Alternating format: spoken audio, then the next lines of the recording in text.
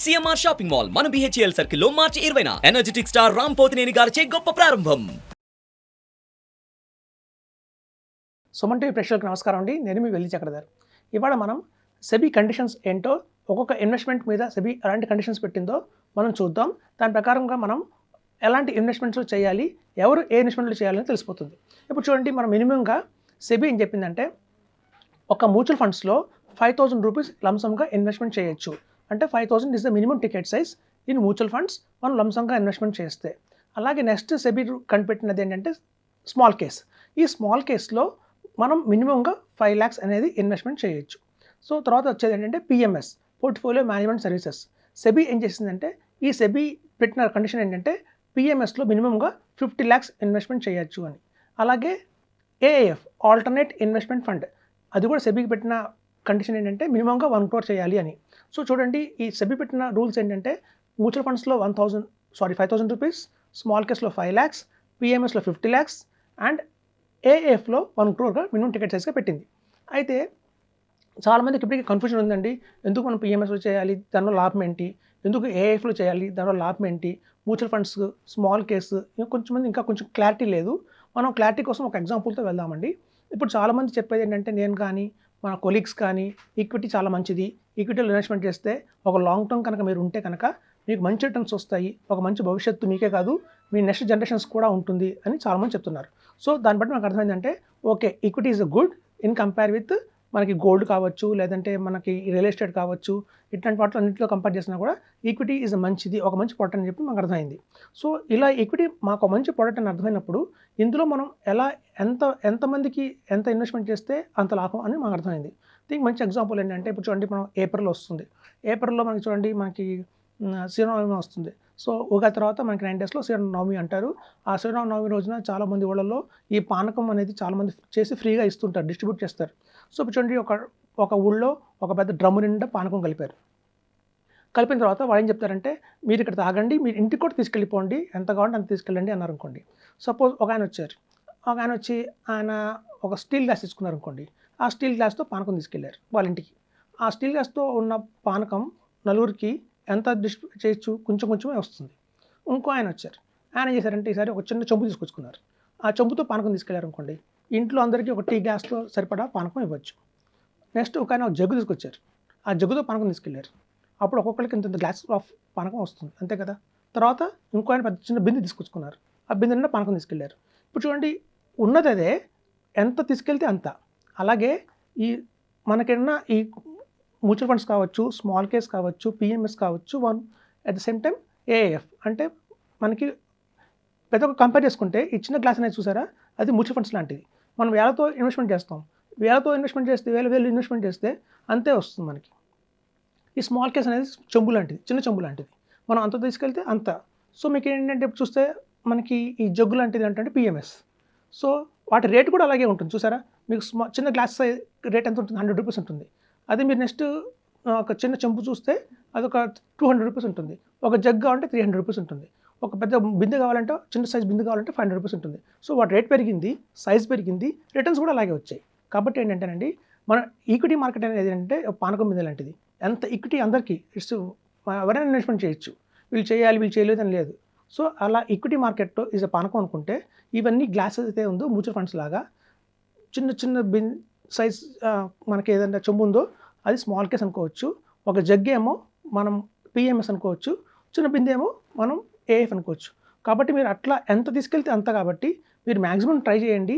మనం కొంత అక్కడ ఇన్వెస్ట్మెంట్ చేసి, కొంత ల్యాండ్లో అలా గోల్డ్లో కాకుండా ఒక చోట మీకున్న కెపాసిటీ మించి మొత్తం తీసుకొచ్చి ఇన్వెస్ట్మెంట్ చేస్తే మీకు ఈక్వల్ రిటర్న్స్ వస్తాయి. అలాగే రిటర్న్స్ కూడా తీసుకోవచ్చు. కాబట్టి ఫ్రెండ్స్, ఒక ఎగ్జాంపుల్ ఇవ్వడం వల్ల నా ఉద్దేశం ఏంటంటే, మీ అందరికీ తెలుస్తుంది, చాలామంది దగ్గర కెపాసిటీ ఉంటుంది, కానీ వాళ్ళు చిన్న ఇప్పుడు ఆల్రెడీ నా దగ్గర కొంతమంది క్లయింట్స్ కలుస్తారు, వాళ్ళ కెపాసిటీ ఆల్రెడీ 2 కోట్లు పెట్టే కెపాసిటీ ఉంది. అయినా వాళ్ళు 10,000 ఎస్ఐపి, 20,000 ఎస్ఐపి, ₹1,00,000 ఎస్ఐపి వేస్తున్నారు. సో అలా కాదండి, మీ కెపాసిటీ బట్టి ఇన్వెస్ట్మెంట్ చేయండి ఈక్విటీలో, మీకు అంత ఈక్వల్గా రిటర్న్స్ వస్తాయని చెప్తున్నాను. ఇప్పుడు చూడండి, చాలామంది ఎలా తీసుకోవాలి, ఒక మ్యూచువల్ ఫండ్స్ ఎలా సెలెక్ట్ చేస్తామంటే, ఉన్న ఇండియాలో top best 5 mutual funds select చేసుకొని అందులో మేము ఇన్వెస్ట్మెంట్ చేస్తున్నాం. అట్లాగే ఈవెన్ ఇండియాలో కూడా టాప్ బెస్ట్ స్మాల్ కేస్ తీసుకొని ఆ టాప్ బెస్ట్ స్మాల్ కేసెస్లోనే మనం ఇన్వెస్ట్మెంట్ చేయాలి. అలాగే పిఎంఎస్ కూడానండి, చాలా పిఎంఎస్లు ఉన్నాయి ఇండియాలో, దగ్గర 360 పిఎంఎస్లు ఉన్నాయి. అలా అన్నిట్లో కాకుండా ఏదైతే క్వాలిటీ ఉన్నాయో టాప్ 5 పిఎంఎస్ ఆర్ టాప్ 10 పిఎంఎస్లు తీసుకొని వాటిలోనే మనం ఇన్వెస్ట్మెంట్ చేద్దాం. అలాగే ఏఎఫ్ ఆల్టర్నేట్ ఇన్వెస్ట్మెంట్ ఫండ్ కూడా ఇండియాలో చాలామంది ఆఫర్ చేస్తున్నారండి. అలా కాకుండా ఎవరైతే ది బెస్ట్ ఫండ్ మేనేజర్లు ఉన్నారో, ది బెస్ట్ రిటర్న్స్ ఇస్తున్నారో కన్సిస్టెంట్గా అట్లాంటి ఏఎఫ్ని మనం చూస్ చేసుకుందాం. సో ఎప్పుడైతే అలా కనుక చూస్ చేసుకున్నప్పుడు మనకి ఏంటంటే రిటర్న్స్ చాలా బాగా వస్తాయండి. మనకు చాలామంది ఒక అపోహ ఉంది, మార్కెట్లో ఒకవేళ రిస్క్ ఉంటుందేమో, 50 lakhs పెడితే మనకి డౌన్ అయితే ఏమవుతుందని టెన్షన్ ఉంటుంది. ఇప్పుడు చూడండి, మేము మ్యూచువల్ ఫండ్స్ చేస్తాం, స్మాల్ కేస్ చేస్తాం, పిఎంఎస్, ఏఎఫ్ ఇట్లా ఎప్పుడైతే నేను 4 డిస్ట్రిబ్యూట్ చేస్తున్నానో, రీసెంట్గా మనం లాస్ట్ మంత్ బ్యాక్ మన క్లయింట్స్ వచ్చారు. కొంతమంది ఇన్వెస్ట్మెంట్ చేసింది మ్యూచువల్ ఫండ్స్లో, కొంతమంది స్మాల్ కేస్లో ఇన్వెస్ట్మెంట్ చేశారు, ఒక పర్సన్ మనకి పిఎంఎస్లో కూడా ఇన్వెస్ట్మెంట్ చేశారు. సో మార్కెట్ చూస్తే మనకు పడింది. చూడండి, లాస్ట్ మనకి ఒక 1 monthలో మార్కెట్ కొంచెం బాగా వాల్టైల్ వచ్చింది, కొంచెం కరెక్షన్స్ కూడా వచ్చాయి. కంపేర్ చేస్తే ఈక్వల్గానే మ్యూచువల్ ఫండ్స్లో 5% to 6% డిప్ అయితే మనకి సేమ్ అంతే పర్సంటేజ్ స్మాల్ కేస్లో కూడా పడింది, అంతే పర్సంటేజ్ మనకి పిఎంఎస్లో కూడా పడింది. ఇప్పుడు చూడండి, చాలామంది అనుకుంటే భావన ఏంటంటే 50 lakhs నేను ఇన్వెస్ట్మెంట్ చేస్తే ఒకవేళ మార్కెట్ పడితే ఈ పిఎంఎస్లో ఉన్న 50 lakhs 25 lakhs అయిపోతుందేమో, 10 lakhs అయిపోతుందేమో, పెద్దగా భారీ నష్టం వస్తుందేమో అనుకుంటారు. అలా లేదండి. కంపేర్ చేస్తే అలా కనుక ఎవరైతే మార్కెట్లో 3 చేస్తారో వాళ్ళకి బాగా తెలిసి ఉంటుంది. ఇది స్మాల్ కేస్ కావచ్చు, అలాగే పిఎంఎస్ కావచ్చు, మ్యూచువల్ ఫండ్ కావచ్చు. ఎప్పుడైతే మార్కెట్ పడుతుందో వాటి రేషియోస్ ఈక్వల్గానే ఉన్నాయండి, డిఫరెన్స్ అయితే ఏం లేదు. ఎప్పుడైతే బాగా మార్కెట్ బుల్ రన్ వచ్చి ర్యాలీ జరుగుతుందో క్వాలిటీ స్టాక్స్ ఉంటాయి కాబట్టి ముందు పిఎంఎస్ ఫాస్ట్గా గ్రో అవుతుందండి, అది మేము గమనించాం. తర్వాత మనకి స్మాల్ కేస్, అలాగే మనకి ఈ మ్యూచువల్ ఫండ్స్.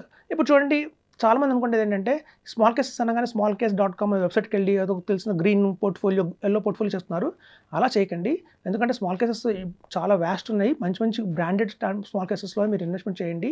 ఇండియాలో ది బెస్ట్ స్మాల్ కేస్లో ఇన్వెస్ట్మెంట్ చేయండి. అంతేగాని మనం ఏదో గూగుల్లో సెర్చ్ చేసి, ఇప్పుడు చూడండి చాలామంది ఎలా థాట్ వచ్చిందంటే అమెజాన్లో మనం కొంటాం, మన అమెజాన్లో ఒక క్లోత్స్ కొన్నట్టు, అమెజాన్లో ఫ్లిప్కార్ట్లో ఏదైనా ఒక వాచ్ కొన్నట్టు, ఒక సామ్సంగ్ మొబైల్ కొన్నట్టుగా కొంటున్నారండి మ్యూచువల్ ఫండ్స్ కానీ, పిఎంఎస్ కానీ, లేకపోతే మన ఈ స్మాల్ కేసెస్ కానీ. అట్లా ఇన్వెస్ట్మెంట్ చేయకండి. మీరు ర్యాండమ్గా గూగుల్లో సెర్చ్ చేసి మొబైల్ యాప్ ఓపెన్ చేసేసి కొనకండి. ఎందుకంటే ఈవెన్ మన బట్టల్లో ప్రాబ్లం వచ్చినా, ఏదైనా లేకపోతే మొబైల్లో ఏదైనా ఇష్యూ వచ్చినా మనం దాన్ని రిపేర్ చేయించడమో, ఎక్స్చేంజ్ చేయడం జరుగుతుంది. కానీ ఒకసారి రాంగ్ ప్రోడక్ట్లో మనం కనుక ఇన్వెస్ట్మెంట్ చేస్తే, ఫైనాన్షియల్ ప్రోడక్ట్లో ఒకసారి టైం అండ్ మనీ పోయాయంటే మళ్ళీ తిరిగి రావు. కాబట్టి ఏంటంటేనండి, ఇలాంటి జాగ్రత్తగా ఉండండి. ఒక మంచి ఎక్స్పర్ట్ అడ్వైజర్ సలహా మేరకే మీరు ఇన్వెస్ట్మెంట్ చేయండి. ఉన్న వాటిలోకి ది బెస్ట్ చూస్ చేసుకోండి స్మాల్ కేసెస్, అలాగే ఉన్న వాటిలో ది బెస్ట్ పిఎంఎస్ని సెలెక్ట్ చేసుకోండి, అలాగే బెస్ట్ మ్యూచువల్ ఫండ్స్ని సెలెక్ట్ చేసుకోండి. ఎప్పుడైతే మీరు బెస్ట్గా తీసుకున్నారో అప్పుడు మీకు ఆల్వేస్ మీకు బెటర్గానే ఉంటుంది, రిటర్న్స్ కూడా అలాగే వస్తాయి, తేడా ఏం లేవు. చూడండి, స్మాల్ కేస్ కావచ్చు, పిఎంఎస్ కావచ్చు, ఏఎఫ్ కావచ్చు, మ్యూచువల్ ఫండ్స్ కావచ్చు, అన్నీ కూడా సెబీ రెగ్యులేటెడ్ స్కీమ్సే ఉన్నాయి. సెబీ ఒక్క అండర్ ద గవర్నెన్స్ వాళ్ళ ఉన్న ఫండ్ ఆడిట్స్లోనే జరుగుతుంటాయి. కాబట్టి ఇవన్నీ మనం పెద్ద టెన్షన్ పడాల్సిన అవసరం లేదు. ఇన్వెస్ట్మెంట్ పరంగా అయితే ఓన్లీ ఇక్కడ రోల్ ఏంటంటే ఫండ్ మేనేజర్స్ ఎవరు వీటిని రన్ చేస్తున్నారు అనేది మోస్ట్ ఇంపార్టెంట్. ఇప్పుడు చూడండి, మనం మ్యూచువల్ ఫండ్స్లో చూస్తే బెస్ట్ స్మాల్ క్యాప్ ఫండ్ ఉంటుంది, కొంచెం లో పర్ఫార్మింగ్ స్మాల్ క్యాప్ ఫండ్ ఉంటుంది. ఇద్దరు ఫండ్ మేనేజర్లకి అదే స్టాక్ ఎక్స్చేంజ్, ఇద్దరు ఫండ్ మేనేజర్లకి అదే ఎన్ఎస్సి, అదే బిఎస్సి, అవే స్టాక్స్. కానీ డిఫరెన్స్ ఎక్కడ వస్తుందంటే వాళ్ళకున్న టాటిక్స్, వాళ్ళకున్న తీసుకున్న కాల్స్ బట్టే వాళ్ళ రిటర్న్స్ అనేది డిఫరెన్స్గా ఉంటుంది. అలాగే ఈవెన్ పిఎంఎస్లో కూడా అది బెస్ట్ ఫండ్ మేనేజర్స్ ఉన్నారండి. ఆ బెస్ట్ ఫండ్ మేనేజర్స్ తీసుకున్న కాల్స్ బట్టే రిటర్న్స్ అనేవి బాగా వస్తాయి. ఇప్పుడు చాలామంది అడిగేది ఏంటంటే ఈ స్మాల్ కేసెస్ని, పిఎంఎస్ఎస్ని ఎవరు హ్యాండిల్ చేస్తున్నారని. దానికి ఇంకో చిన్న ఎగ్జాంపుల్ ఇస్తానండి. ఇప్పుడు చూడండి, కొంత డాక్టర్స్ ఉంటారు. కొంతమంది డాక్టర్స్ ఏంటంటే ఒక బ్రాండెడ్ హాస్పిటల్లో పనిచేస్తారు. ఒక యశోద కావచ్చు, ఒక అపోలో కావచ్చు, ఒక కేర్ హాస్పిటల్స్ కావచ్చు, అట్లా ఒక బ్రాండెడ్ కంపెనీస్లో డాక్టర్స్ ఉంటారు. కొంతమంది డాక్టర్స్ ఎలా ఉంటారంటే ఐఐఎం నుంచి గోల్డ్ మెడలిస్ట్ తీసుకుని ఉంటారు. ఆ డాక్టర్స్ ఏం చేస్తారంటే కొంతకాలం అపోలో, కేర్లో వాటిలో పనిచేసిన తర్వాత వాళ్ళు ఓన్గా పెట్టుకుంటారు. వాళ్ళు ఓన్గా ఒక హాస్పిటల్ పెట్టుకొని వాళ్ళకున్న ఇంటెలిజెన్స్తో కావచ్చు, వాళ్ళకున్న ఎక్స్పీరియన్స్తో కావచ్చు రన్ చేస్తారు. అట్లాగే ఫండ్ మేనేజర్లు కూడా కొంతకాలం హెచ్డిఎఫ్సి ఫండ్ హౌసెస్లో, కొంతకాలం నిప్పాన్ ఫండ్ హౌస్లో, కొంతకాలం ఇలాంటి సుందరం కావచ్చు, అలాంటి ఐసిఐసిఐలో కావచ్చు, ఇట్లాంటి టాప్ మోస్ట్ అసెట్ మేనేజ్మెంట్ కంపెనీస్లో యాక్సెస్ కావచ్చు పనిచేసిన తర్వాత వాళ్ళకున్న ఎక్స్పీరియన్స్తో, వాళ్ళకున్న నాలెడ్జ్తో సొంతంగా విడిగా బయటకు వచ్చి వాళ్ళ కొంత కంపెనీస్ స్టార్ట్ చేసుకుంటారు. అలా వచ్చిన కంపెనీస్లోనే చాలా కంపెనీస్, బెస్ట్ కంపెనీస్ ఉన్నాయండి. సో అట్లా అయితే డాక్టర్ ఒక ఆపరేషన్కి ముందు ఆ డాక్టర్ ఎన్ని ఆపరేషన్స్ చేశారు, ఎంత సక్సెస్ ఉంది ఆయనకి అని గమనిస్తామో, అట్లాగే మ్యూచువల్ ఫండ్స్లో వచ్చేసరికల్లా, స్మాల్ కేసెస్లో కావచ్చు, పిఎంఎస్లో కావచ్చు, ఈక్విటీలో వచ్చేసరికల్లా మెయిన్గా చూడాల్సింది ఏంటంటే ఫండ్ మేనేజర్. ఇక్కడ మనకి డాక్టర్ ఎలాగో అక్కడ ఫండ్ మేనేజర్ అట్లా. సో ఈ ఫండ్ మేనేజర్కి ఎంతకాలం ఎక్స్పీరియన్స్ ఉంది, ఆల్రెడీ అంతకుముందు ఎన్ని ఫండ్స్ని హ్యాండిల్ చేశారు, ఎంత రిటర్న్స్ జనరేట్ చేశాడు, ఆల్ఫా అంటే బెంచ్ మార్క్ మించి ఎంత రిటర్న్ ఇచ్చారని చూసి అట్లాంటి మంచి మంచి ఫండ్ మేనేజర్స్తో కనుక మనం కొనసాగితే కనుక మన రిటర్న్స్ దీర్ఘకాలికంలో చాలా బాగా వస్తాయి. మనకే కాదు, మన నెక్స్ట్ జనరేషన్ కూడా సరిపోయేంత వెల్త్ క్రియేట్ చేయొచ్చని చెప్తున్నాను. Thank you. సుమన్ టీవీలో మీ పర్సనల్ అండ్ బిజినెస్ ప్రమోషన్స్ కోసం కింది నెంబర్కి కాంటాక్ట్ చేయండి.